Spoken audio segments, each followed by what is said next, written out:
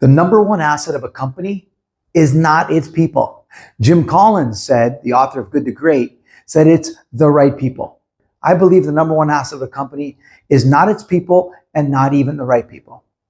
It's the right people with the right tools. Welcome to the 4 C's for corporations. Individuals who represent your company are what lies between the brand and the customers. People buy from people. And so if your teams are not signaling these 4 factors, the 4 C's, inside the company and outside the company when networking, and everyone's in networking, it might be costing you more than you think. If you put these 4 C's books together, you'll see they form a DNA helix. And that's because this is so foundational, but also because the way we roll this out in companies is 3 steps, DNA. Imagine running a 4 C's discovery presentation, which goes something like this. The 4 C's are competence. People need to believe you're competent at what you do if you want them to follow you as a leader, to buy from you as a sales professional. Credibility is number 2. They not only need to trust you on a professional level, which is competence, but they need to trust you on a personal level. And of course, who doesn't want to mix and mingle and interact with individuals who have a high level of clarity of communication and are well connected to solutions and other people? These are the 4 C's. If you're able to tick these 4 boxes in the minds of your peers and the minds of others, you're going to get them to believe in you. And that means one thing: results, performance on an individual and a team level. D for discover the 4 C's, you just did.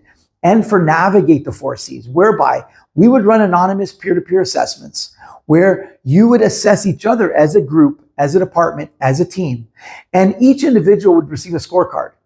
First, they would see how they assess themselves on the 4 C's, and then how their peers assess them.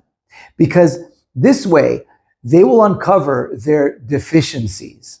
In other words, if there's a gap in perception in terms of an individual rated themselves low on a particular C, their peers rated them high, that variance tells them what their deficiency is, tells them what they need to work on.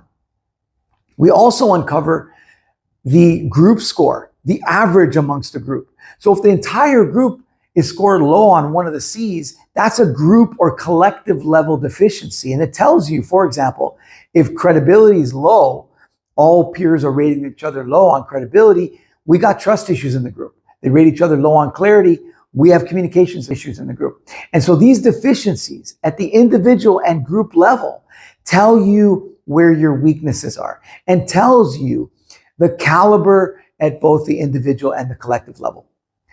A in the DNA is apply the 4 C's: coaching, training, and resources such as the books to read and the audiobooks to listen, so that you can strengthen those deficiencies. In that, you go back and you do another peer-to-peer assessment. Scores change and metrics change. ROI changes for those who are, customer facing. Culture changes internally because not only are you open to feedback, but you realize that feedback has led to your growth. And so you appreciate where you are. And that leads to retention of staff as well. So that's the 4 C's framework in a nutshell. If you want to learn more, please reach out.